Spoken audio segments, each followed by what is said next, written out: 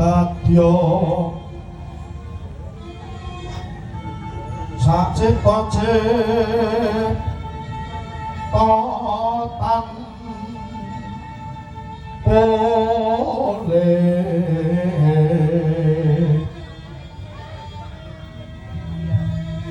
kang raton-raton rantas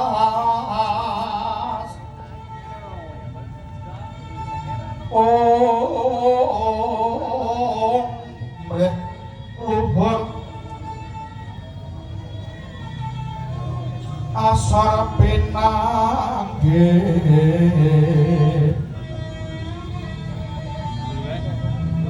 tepundu kong nakani kong asing kanistanipun kong agungis gungira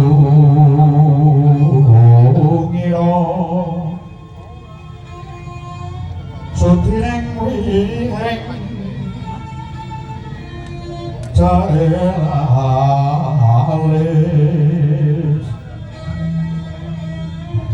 ingkang cilik tanpa lehing cilik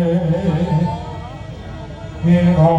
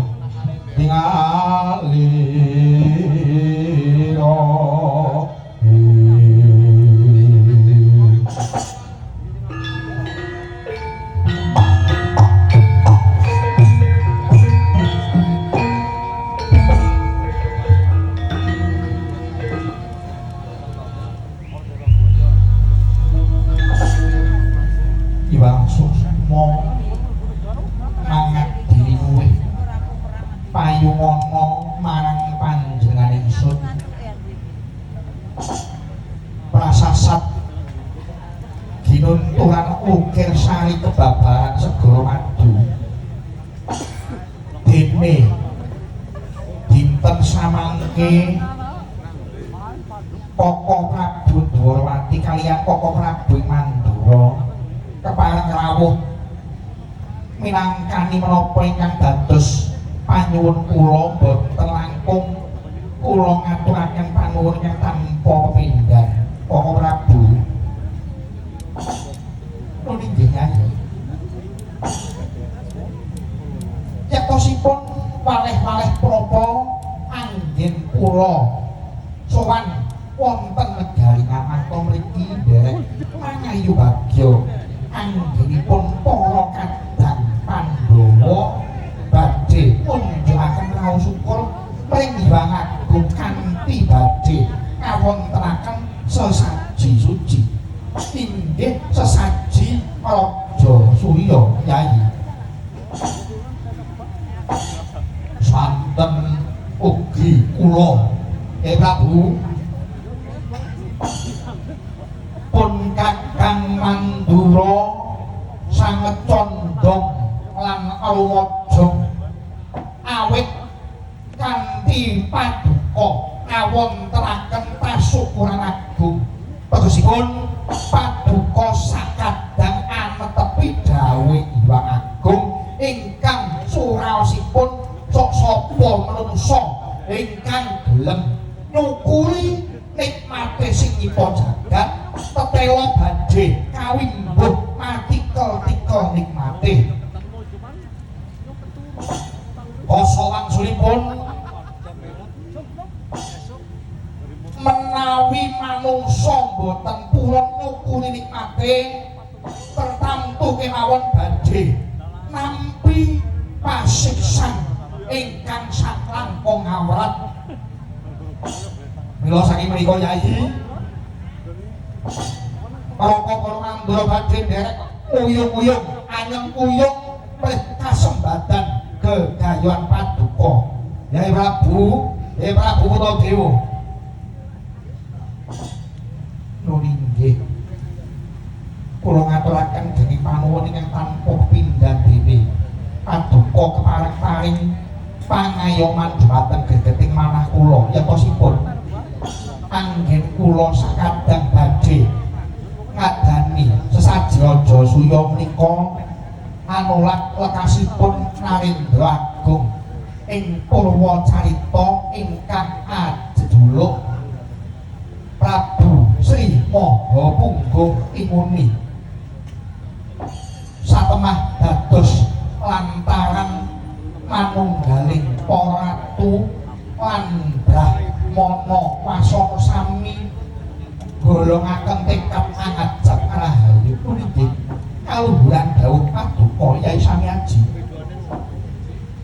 yen pancen jlimet kakangku lan Baladewa kakangku wis rumaja bab lumadine sesaji Raja Surya sisang gawe Werkudara nyuwun dawuh supaya sesaji iki bisa mawujud apa wae kang dadi syarat-syaratane siang pantara ratri mong ceta pukulun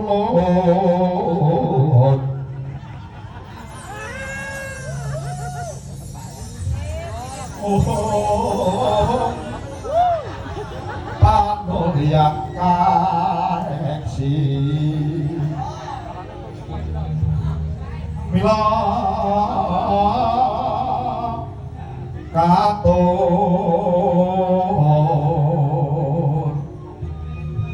kang cundongane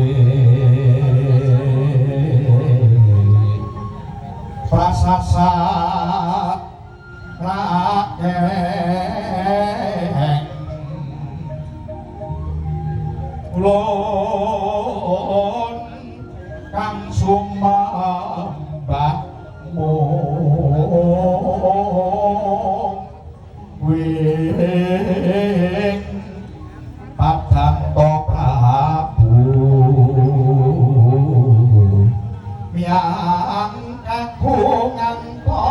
sing saksat sampun prabdi katona astopu ulun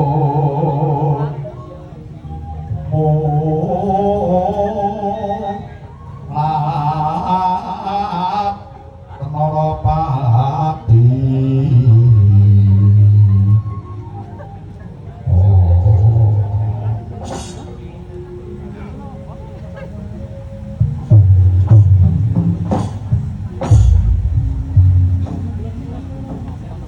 Rama dewaning sun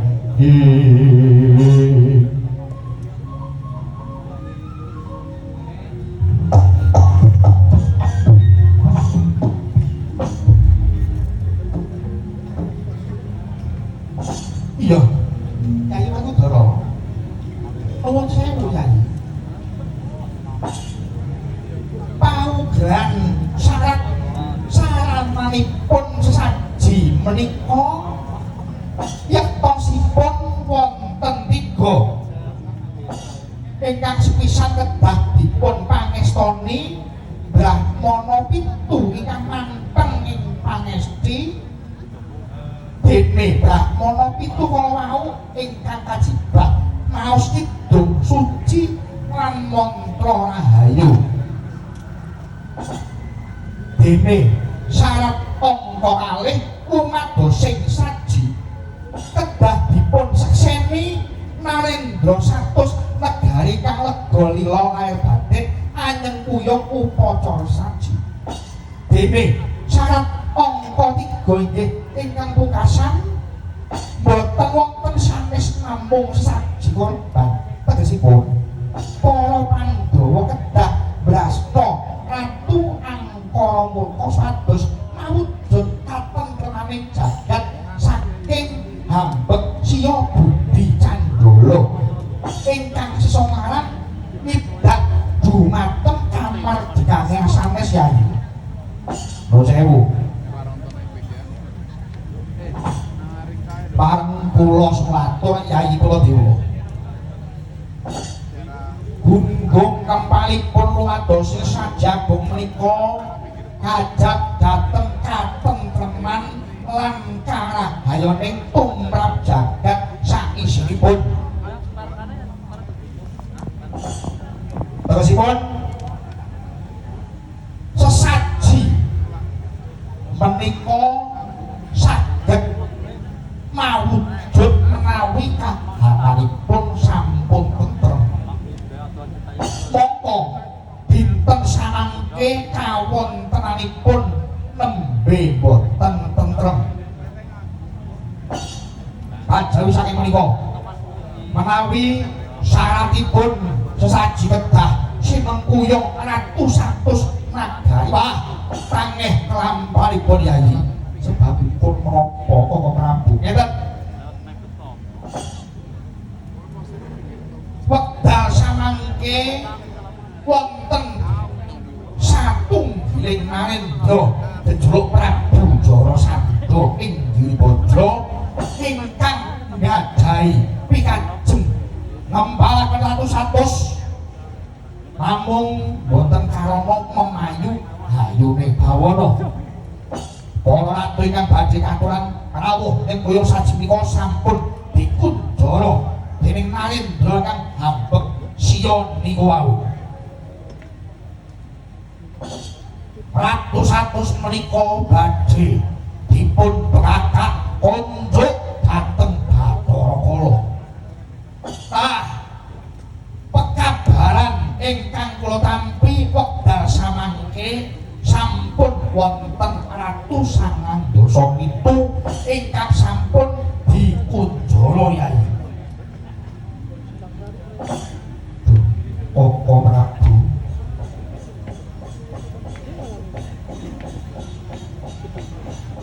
menapa darunanipun Prabu Jarasandha mantrapipun kados mekaten Koko Prabu. Nata Kresna lanangan digodhong Yayi Prabu Hayasa gawe tias mulat solayari mira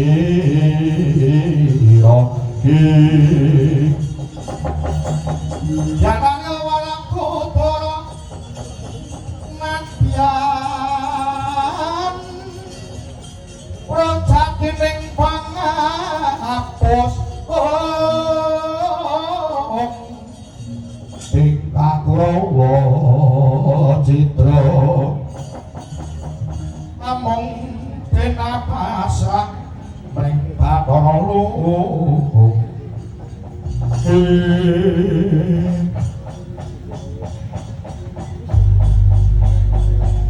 inggih pun sewu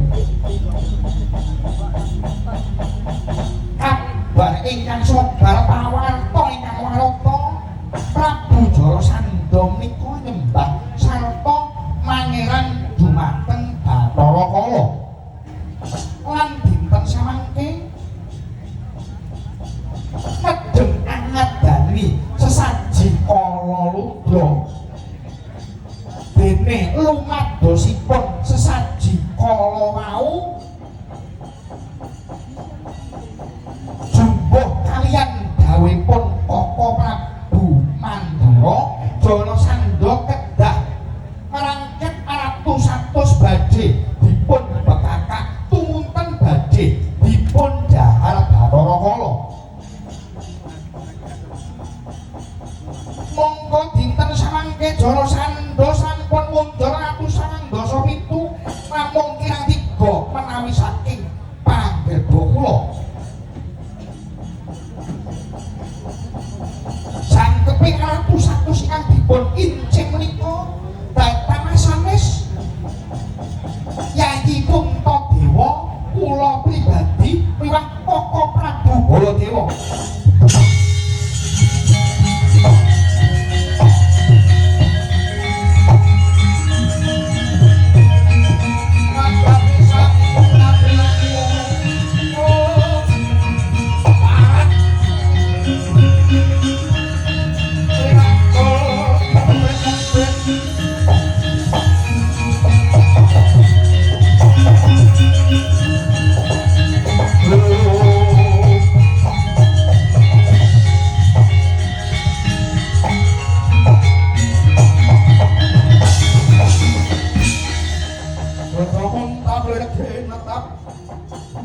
Rupaya yaksini pitojo mawi ngawengis majat padoning lati netra kocak mondal-andil kerut-kerut kanang waja kitab nyomang ngolota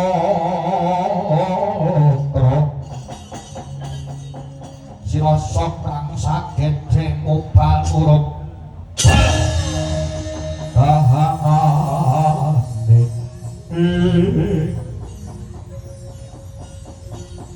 lepeking bumi panus maning jalan iblis dinemune Mandura tilang ngamarta dadi rasanane Jarasandha Barat nuwun pangapunten Kaka Prabu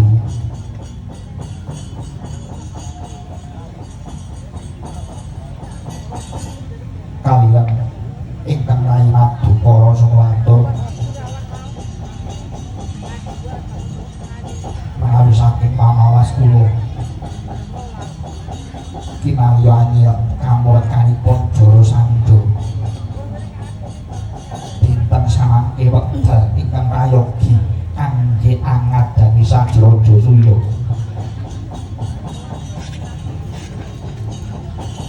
syarat sarana ingkang kinarya tunggal saji tanah sampe senenggih Prabu Jarasandha menawi Jarasandha boten enggal dipun sirnakaken tetantu kemawon jagat menika badhe kawratan waspa lan kebating panandhang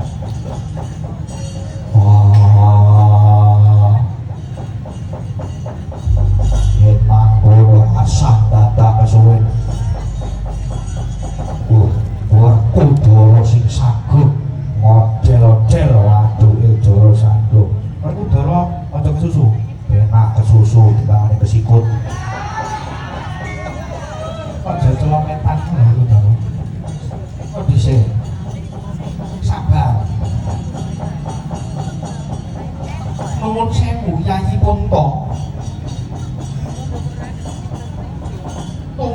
Yayi pun tobat kelampan nika kados pundi?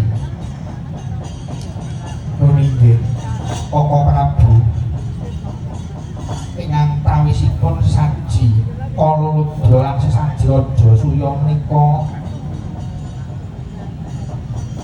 benten sanget pengajengipun pramila kulon durung mrih kasembadane sedya angadani sesaji raja Suya lan Jarasandha ingkang minangka dados tumbalipun. Namung kemawon Koko Prabu kula suwun gegayuhan ingkang luhur menika kedah linambaran raos welas asih ugi datan nilaraken kawicaksanan. Syukur bagi menawi Jarasandha saged dipun emutaken lan kepareng bertobat ewadene. Menawi wegah nampa warah nampik pitutur becik kula wasesa kula pasrahaken dhateng Yayi Werkudara. Nggih, pun sewu Yayi.